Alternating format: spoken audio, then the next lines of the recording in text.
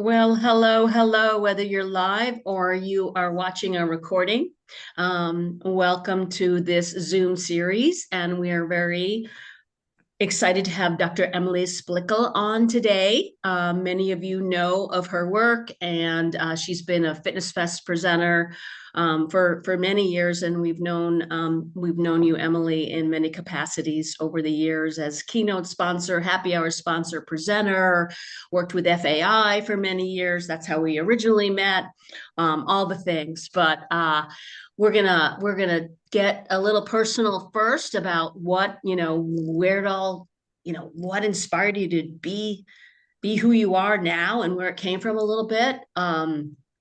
So you are a podiatrist, a functional movement specialist. You are an international phenom, very popular in Asia,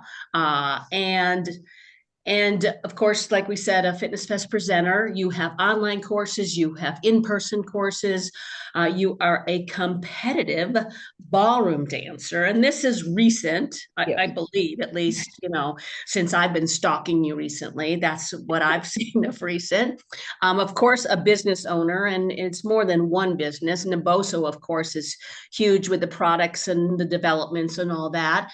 And probably, well, I don't want to speak for you, but you're most proud, or one of your most proud, is your daughter, who I just saw doing gymnastics, and I just had goosebumps at how great she. No, she's 6. Six. Yeah, yeah. So you come from New York, and I think you moved here in 21. Do I have 20, that? 2020, height of COVID. The height of COVID. And so, were you take us a little bit from being a podiatrist, but also you had, I think you had Naboso back there too.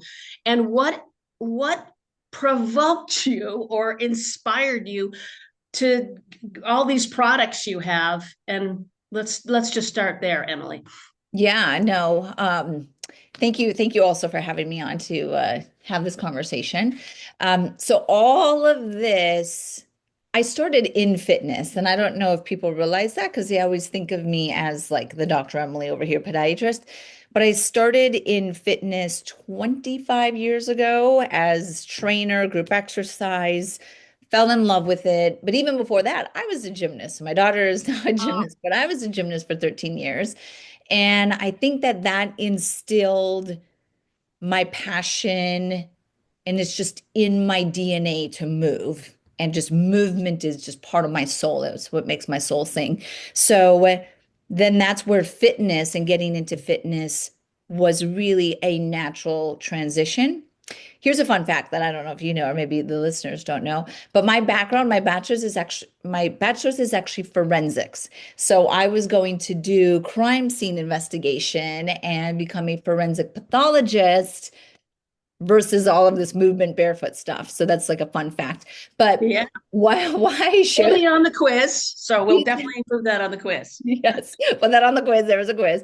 But why I shared that though is because when I look at human movement and movement dysfunction and compensation patterns, which is what I teach a lot of professionals, is tapping in the same part of my brain.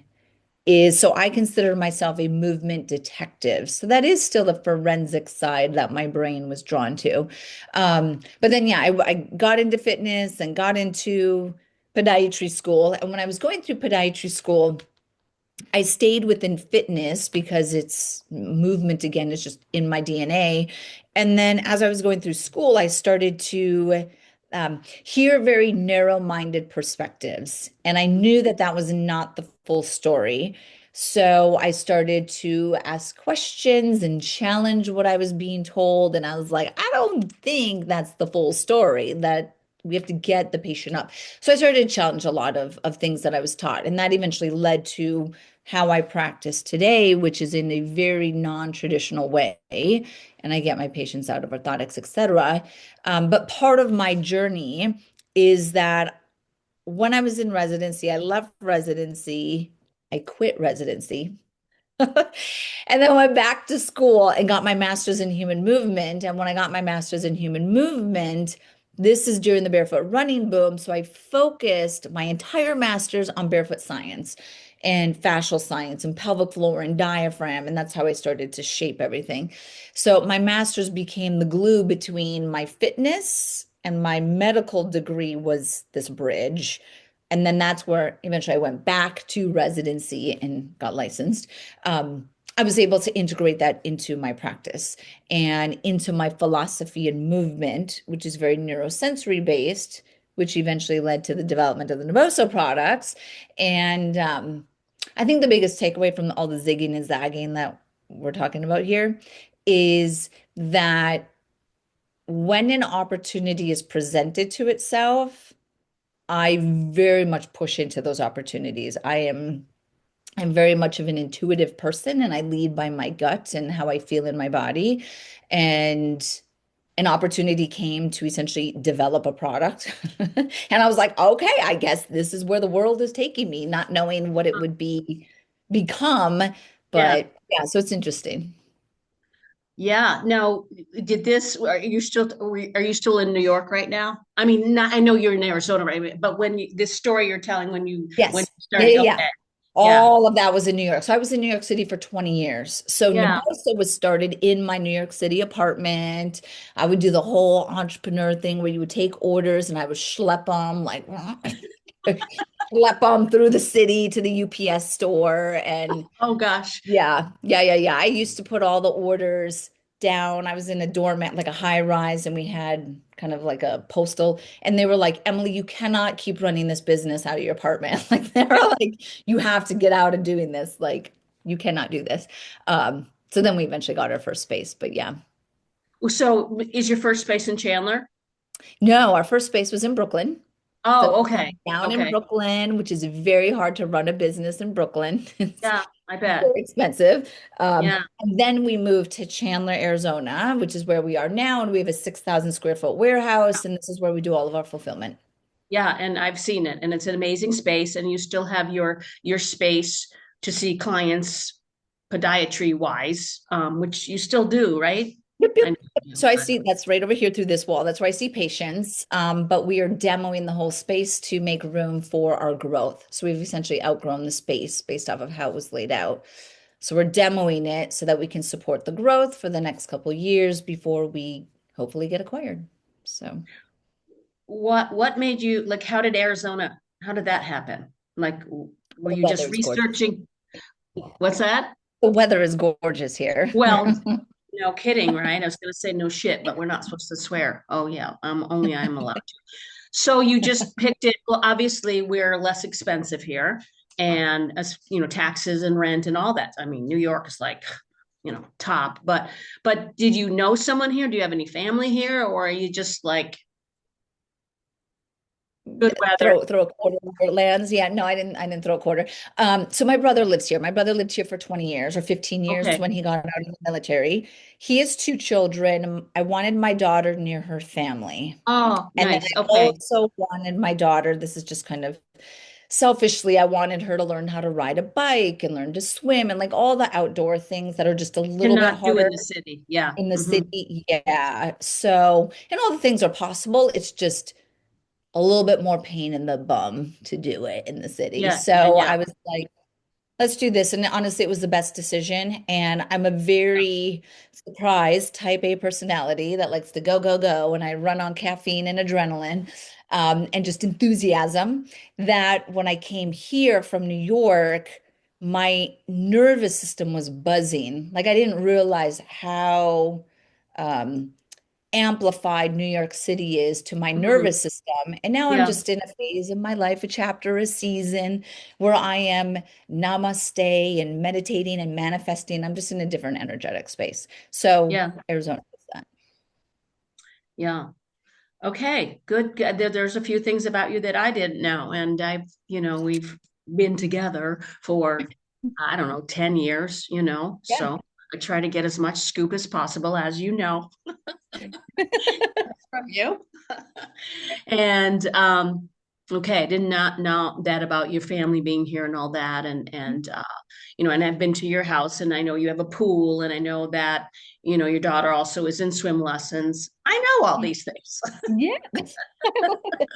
because I'm a stalker. I'm just obviously we're all impressed. Anytime anyone comes to your workshops, if it is fest afterwards, there's a line at your booth, and you're not a salesperson. It's just your products sell themselves when people realize in your workshops what they do, what they can do Mhm. for you. I mean, I have the splacers. I think I'm saying it wrong. It's not splacers. I always call them. What is Splay toe spacers. You're just okay? combining the words, but that's okay. Yeah, okay. And the ball, I have that.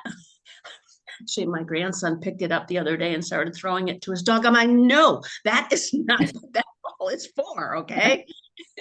And you have so many products. I mean, it seems like every week you have a new product. So Whitney, can you pop the website in the chat for us? It's just naboso.com, I believe. But I think you have two websites, and you have a lot of online courses, programs. You have so many free little videos that show what you can do with your products. That, I mean, I think so many of us have some sort.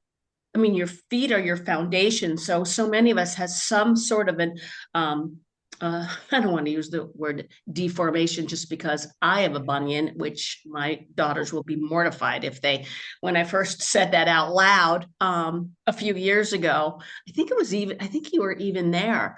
It was when we did our online, when we had to turn our in-person event to online, and we're talking about it. And my daughter, oh my God, don't tell people you have a bunion. But now, people, the ankle and bunions and toe hammers and all that stuff, and people getting surgery left and right. And so can you segue to that, now that everyone knows I have a bunion? It's it's what can people do to take care of their feet? And it's funny, before we got on, I said, can you show us a little something with bare feet? Do you happen to have bare feet? And you said, yes, I do. I said, and Whitney said, do you have socks on? She said, I don't own a pair of socks. So, except for your Naboso socks. Yes. So tell us or show us something that we can do to take care of ourselves. Well, what I want to emphasize first is to establish why thinking about your foot health is so important. And, you kind of alluded to it that we all need to be thinking about our foot health, but our feet are obviously the only contact point between the body and the ground. So therefore, the awareness of our feet as it relates to the ground is very important. This is important for everybody, for athletes, if you are standing, for children, as we age, just the whole space. You have to be able to connect to your feet. And then you have to have strong feet. Your feet have to be connected to the rest of the body muscularly or from a strength perspective.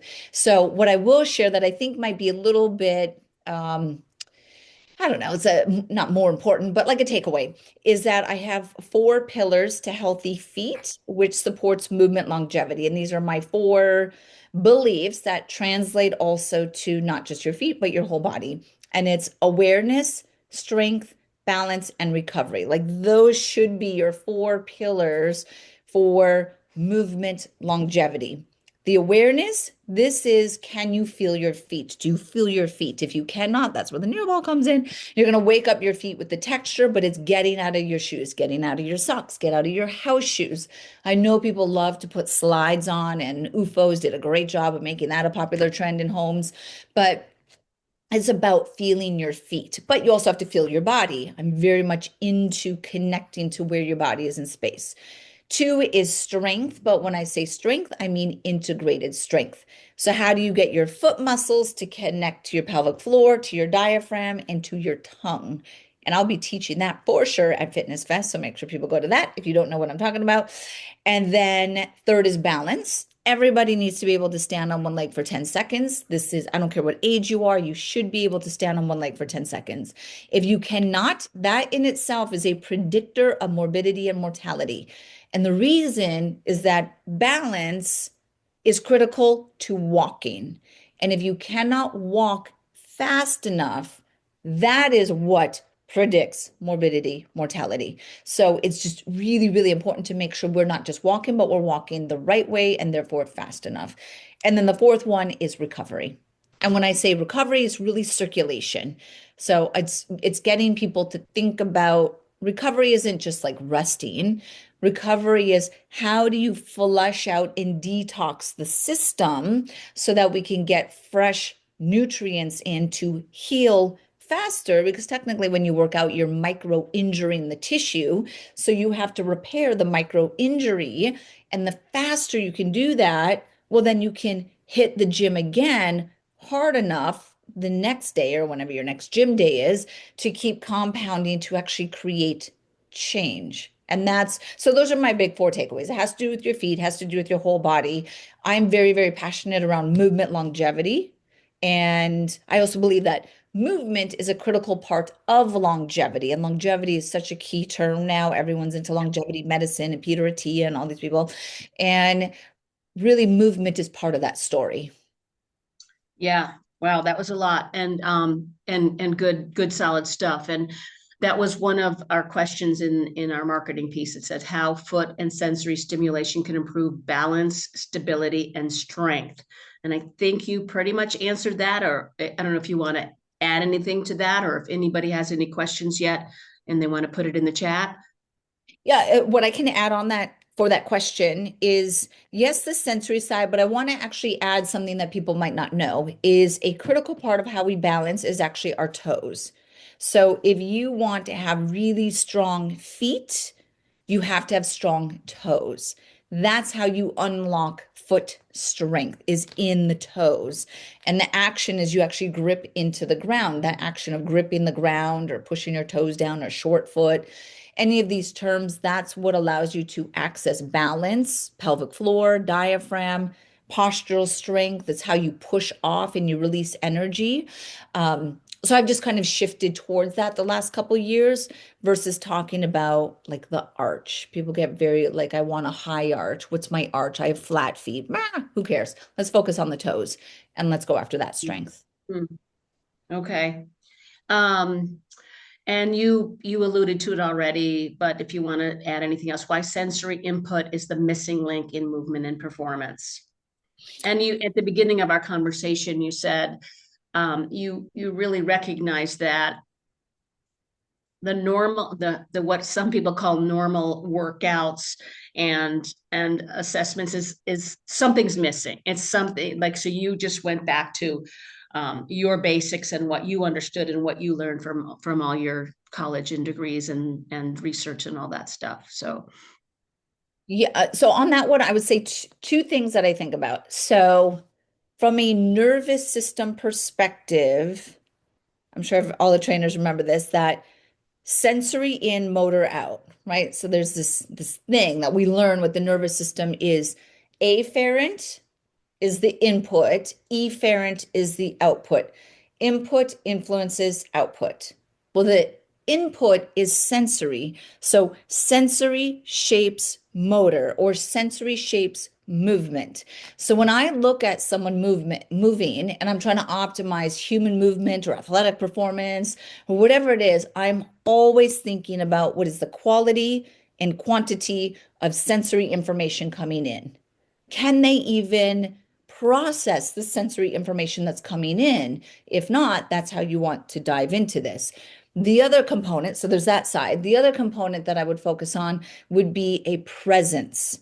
So I'm trying to get people to be very present when they are exercising, let's say. And do they feel their body contracting? Are they really there or are they like la, la, la, la? just Like I going don't through the know. motions, then they're checking their phone. Yeah. Yeah, they're like lost in it. Like even at that, Yeah. I was literally working out before I came here, and I play very specific music, and oftentimes I will play the same song every time I lift, which may drive people crazy if they're just like, ah, I need something. But to me, it's a mental anchor I don't Mhm. go to the gym to socialize. So if anyone goes to the Lifetime in Gilbert and you see me and I have RBF, I'm not that I'm type of not going to person talk that to you. I am in my zone.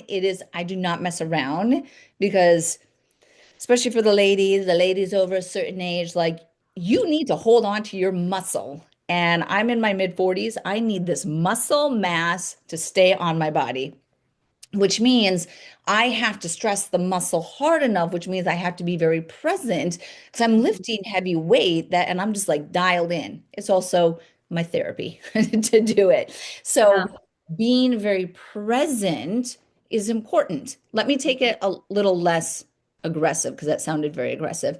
Let's say we're doing yoga. When I do yoga, I will shut my eyes the entire practice. So as I move through the savasanas and everything that I'm doing, my eyes are shut so I can feel, like really, really feel to my body as it's moving through the practice. And I encourage people to do that as well, of course, safely. But there's a way to tune inward more when we're moving. I love this. Is this a recent thing with you because of the recent, like you said, now you're more, focusing on your calm and your meditation and everything. Is this more recent that you're, Mm, I think that I've always been into it because I've spoken about interoception for the last, I don't know, like 6+ years, maybe more than this is before COVID. Um, and that's interoception. Interoception is feeling your heart beating and feeling your internal sensory system. That's interoception. So I've been into it, but even more so, I just feel like as I'm in a certain phase, I'm also getting very into like feminine energy on the topic and like manifesting and where I just like I'm in a whole like space. And I just think it's because of just this next phase. Like I just we all evolve or and I often will refer to like is it Maslow's hierarchy of needs, right? The pyramid, right? And then on the top of it is like enlightenment or spirituality. Like you kind of go through these different phases. And I feel like my message for the industry is evolving and going through this hierarchy that there's now this just a depth. And you'll see it with, I don't know if anyone follows Peter Twist, but Peter Twist has become very into kind of that similar, like a spirituality or just a further enlightenment of your message. So maybe that's it. There's just this natural transition that people make. But I'm just trying to protect my energy field, especially for my daughter as well. yeah, right. Well, with everything that you've got going on with businesses and traveling all over the world, it's, I'm sure, a challenge to be as present. You want to, I shouldn't say need, you should need to, but want to be as present as you can with your child, with your daughter, and you're a single mom as well, so like double it. So from what I see when I see you, and I know posting, it's like, oh, is this real, kind of thing. But from what I see and what I know of you, I know that you do the best you can for being present with her. So all these things you're saying are assisting in you being present for her, because you have to be present with yourself. You have to get that calmness. And with being a type A personality and being a go-getter, it's like it's our, and me, and I don't want to compare myself to you because you know you're you, but you're Dr. Emily Splickle. But I'm somewhat of a type A personality, and I'm a go-getter and all that. And just to try to meditate in the morning and to try to be more calm is like, ah. So it sounds like you're doing a great job on it at it. So kudos to all that. But I want to ask you two personal questions about that. One, do you use Insight Timer for your meditation, and you do any of the courses or anything, or do you just meditate on your own? I have not. I love that. Really So good. I do not. I do not. This morning I did a 10-minute gratitude thing that I found on YouTube, but generally I do more breath work. So I'm very, very passionate about breath work and like a holotropic or conscious cyclical breath work, and then also somatics. For anyone who's ever been curious about somatics, um, somatics completely changed my life, and it's heavy stuff because you have to feel heavy stuff. So you just I, go. I don't know what that. Yeah, I don't know what that is. So, So so somatic breath work or somatic experiencing is, let's say you have, I had a breakup 5 months ago, 6 months ago now, and which shocked a lot of people, but it was heavy, and you have to just literally sit there and be like, okay, I feel it, and then you just embody the feeling, which is why oftentimes people will say you have to feel to heal, and you have to like push straight into it. Like you have to go through like all the heavy, heavy shit to be light. And it's true. And it is truly one of the things that changed my life. Also, it allowed me, um, there's always a sense of control. I'm sure someone here listening will also be like, hi, my name is Emily and I'm a control freak. But it's a control that you just kind of release the control. And control is you trying to get a false sense of security because in whatever situation you're in, you don't feel safe. So it's kind of pushing into that and saying, well, why do you not feel safe in that environment? Like, okay, I could give an example of something that happened in my childhood, but I won't. But it's essentially that showing up, and then you yeah, push into it and you face it, and then it just lightens all the stuff. And it's really freeing. So it's totally changed my life. And yeah. if I had more hours in a day, I would go through and become a somatic experiencing therapist, like a specialist in it, because I so passionately believe in it. But unfortunately, I don't have time. Yeah, right, right. And there's always that balance, and I go through it, the balance between being in control and having to be that entrepreneur and having to be a go-getter and having to be all that, but then relinquishing, letting other people do this and letting other people. And I know you, just like me, have other people who work for you, and just like it's that balance between being present and being calm and not biting people's heads off and things like that. So They will do it. They got it. Your team has it, right? right, right. Yeah. Yeah. Yeah. So I love to hear that. And it's a little different direction that some people may have thought we have gone on this talk, but it's part of who you are and who you're evolving to. And I think so many people can resonate with it. And we wanted to get, the real Emily on here. So that's very cool. And one more question about your strength training workouts, just a personal asking, because I'm working on my strength training 3 or 4 times a week, and the stuff I'm doing this the app actually has you rest for 1 to 2 minutes, and like my daughter and I do it together sometimes, but we cannot wait for 2 minutes.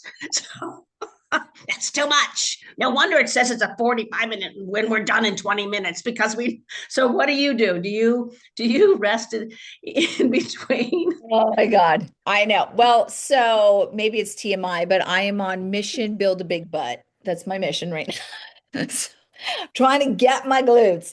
Um, and I'm telling myself it's for ballroom, it's for ballroom. So when I'm on the floor, all the stuff. But so for that, I am now lifting like a 6 rep max. So I'm pushing the weight higher. Like I'm now leg pressing over 400 pounds. Oh, And wow. yeah, I didn't know that I could do that. I was like, I was doing like, I don't know, little weight. And then my Yeah. my boyfriend of almost 4 months now, he was like, no, like kind of guiding me and then like whatever. And he just kept adding plates. And I was like, look at that. I guess I can push 400 Yeah. pounds. Yeah. But he Wow. was like, that's the only way that you can actually stimulate the muscle hard enough for change is that you Hmm. have to push the resistance, right? Of course, we need to like really make sure that we have core stability, and you don't want to injure yourself in this process of pushing more weight. But having said that, if you're going to push that weight, I just came from the gym and I was leg pressing 400 pounds. If I'm doing that, I have to rest 2 minutes in Yeah. between. Like I Okay. have to rest 2 minutes. And that's what my people are telling me too. So Yeah. if I don't need the rest, then I'm not lifting enough. I'm Yeah. not pushing enough. Yeah. So, Yeah. So you know what you do though? You check an email in between there. No, I'm just kidding. well, Then you're then you're not done. being present though. I know. That's why I don't do it. I just sit and like Right. for Right. 2 minutes. But it's fine. I walk around the Yeah. gym, get You, some, yeah, you probably had to work on that. yeah, That 'cause you giving want to up the go. 2 minutes, two Yeah, seconds, and then I 2 years will later, some. it's 2 minutes. Yeah, exactly. What I will do sometimes, so that maybe you could kind of tap into this, is if I'm pushing that heavy on my legs, I'm gonna just go like dilly-dally something for my shoulders. Like I have to. I just need to me to just sit there and stare at a wall. So I'm just like, oh, let me do some lateral raises, even lightly, just to Mhm. like get a upper body stimulus. I'll do that in between. Okay, interesting. Well, this is good stuff. We want to Whitney, can you unmute yourself and tell everybody what workshops that you're doing, and I'll mute myself because she's in the same room so that we can. Well, if you mute, okay, so you unmute. Okay. Oh, there's a little echo. Um, well, I put it in the chat. Can we just Okay, start? I'll read it from the chat. Go Go ahead. ahead, mute back. So much for that technical. All right, so Friday, the 4 pillars of healthy feet and movement longevity. And then, so that's Friday at 8:15 a.m. And then Saturday at 8:30, glutes from the ground up. And then Sunday, there you go, your glutes that you're talking Totally in about, line. JLo. Sunday, 10:35, grounded Pilates, strength from the floor up. And we've already got, I think, 3 different sessions that are in smaller rooms that are already sold out. Yours, I think we put in the bigger, I think you're in the conference room. So she's not sold out yet. So there is still time to register. Whitney put this in the chat, fitnessfest.org/fitnessfest. So if you haven't signed up for Emily's or anything else, please do. And then do you show us, you know what I love, and we have lots of your equipment, my husband and I, your balance board. Do you have it handy? Oh Uh, shoot. That's okay. So when you you're said kidding me. you said in the beginning of the conversation, I threw you. I didn't prep you on this one, but if you can't stand on your for 10 seconds or more, and we need to get back to it because when we were in Huntington Beach, we spent the August there, and we were doing it in our condo, like we were standing there playing with it, and then my grandkids were doing it, and it turned out to be a fun activity. But so Yeah. you've got your balance board.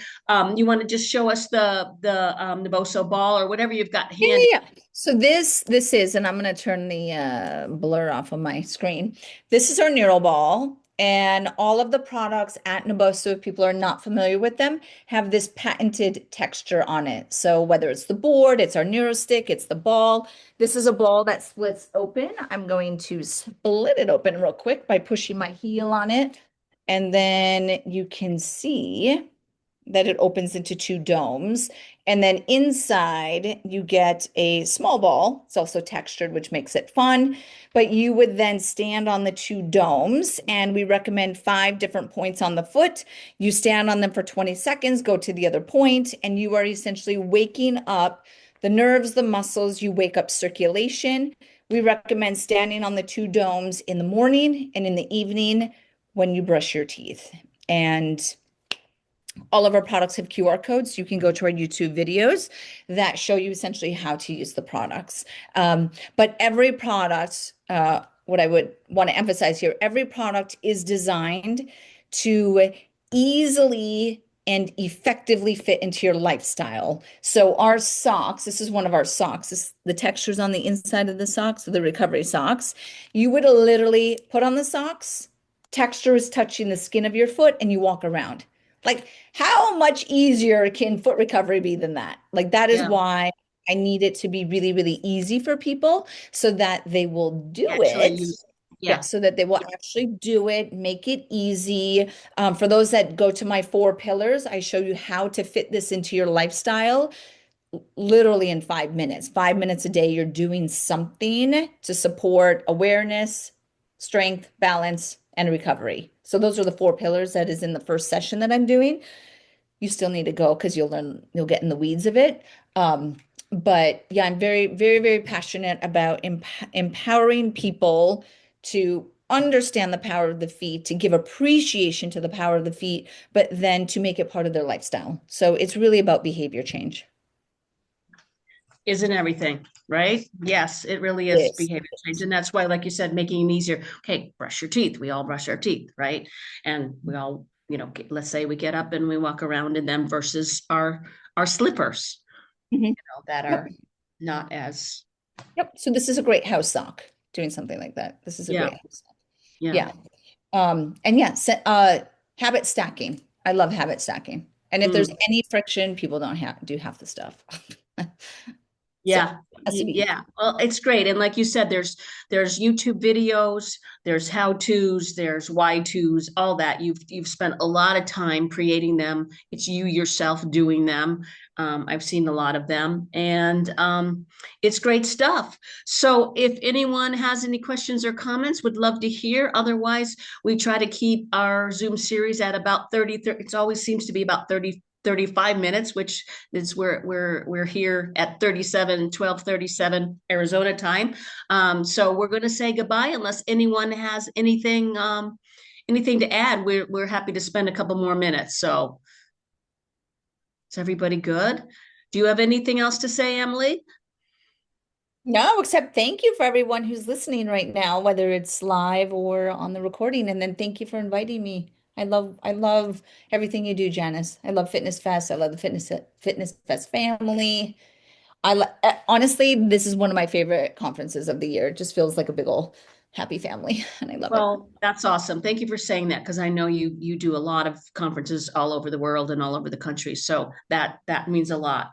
We look forward to seeing you really live in person April 17th through the 19th at Ability 360 in Phoenix. So thank you, everybody. Thank you, Hey, Emily. really quick, Janice. Yeah, Connie. I'm sorry to interject, but I have known Dr. Emily for before her child, and I got my EBFA from her in Chandler and have used her stuff. I do basically aquatics, but one of the things that I took away from her first workshop after I got certified was how to bring it to the water without all the, because you can't use the texturization in the water. So a lot of the stuff that I have taught for Fitness Fest, as far as yoga and balance and stuff, she has guided me in that direction.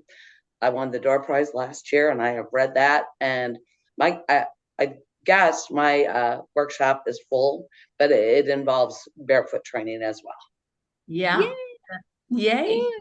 Thanks, Connie. That's Of good stuff. course, Yeah. Your workshop is sold out.